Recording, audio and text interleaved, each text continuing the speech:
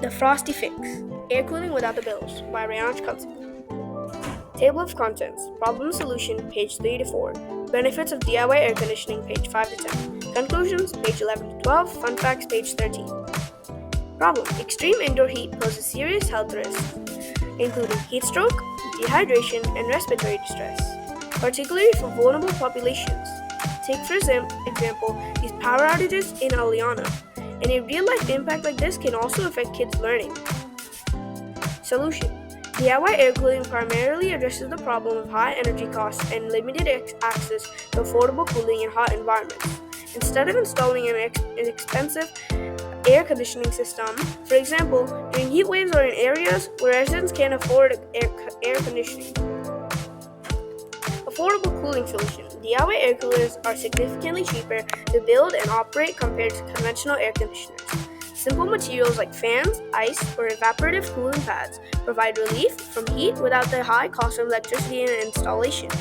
It reduces monthly energy bills, making it an economical choice for individuals looking for budget-friendly cooling operations. It is eco-efficient and eco-friendly. Unlike traditional air conditioners that consume a large amount of power, this reduces overall electricity consumption and contributes to a more sustainable environment.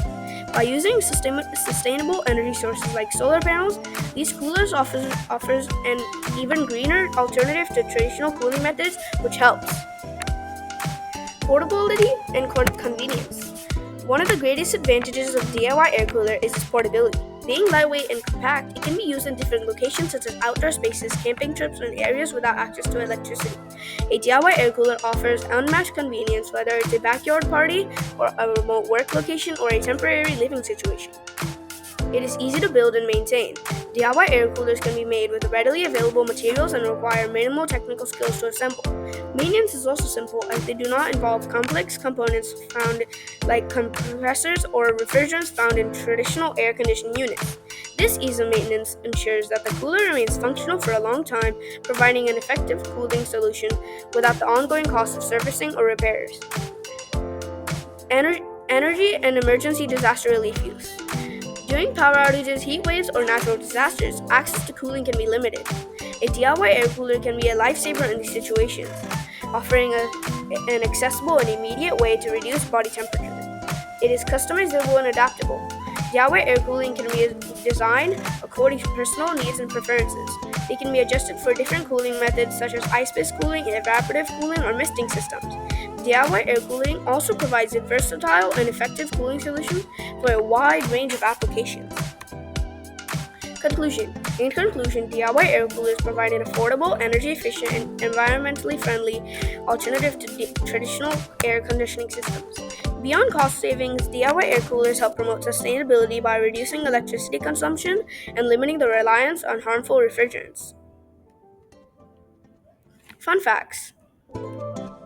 As you can see in the graph, conventional AC are using the most electricity because the blue line, as you can see, says conventional AC, and that is on the top, which uses the most electricity consumption.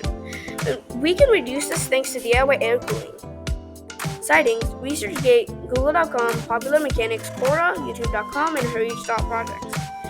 And stay tuned because I have another exclusive interview on DIY air cooling coming up. Stay tuned.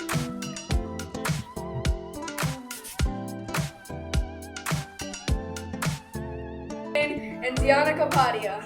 So today we're going to be talking about conventional AC and DIY air conditioning. So are you, Dan? Welcome to the show. And what would you like to say about conventional AC?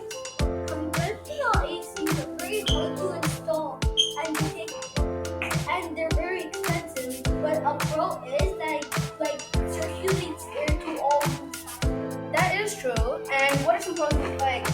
What are some more pros and what are some more cons? The more con is that you have to keep on changing the filter, and then another pro is it's more bigger. Mm-hmm. And what do you think about my DIY air cooler? What are some pros and cons about that? I think the pro is that it saves money because air conditioning systems are very expensive. It also saves time. Con is that it's very small and it doesn't go for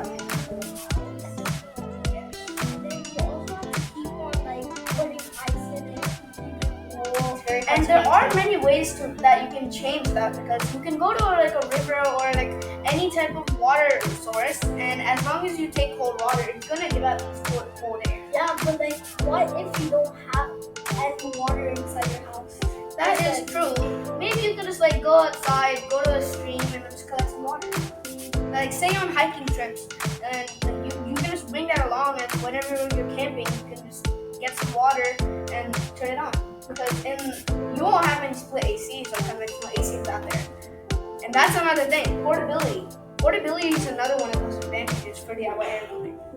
So, what else do you think about both of them? What are some differences that you notice? Well, a great difference. Like just everybody. That's great because you don't have anywhere to go. You can also just to increase. You can make like a bigger bottle of it for a household use, and then portable for like home. Okay, folks, that's it for the exclusive interview on conventional AC and DIY air conditioning. Thank you for listening.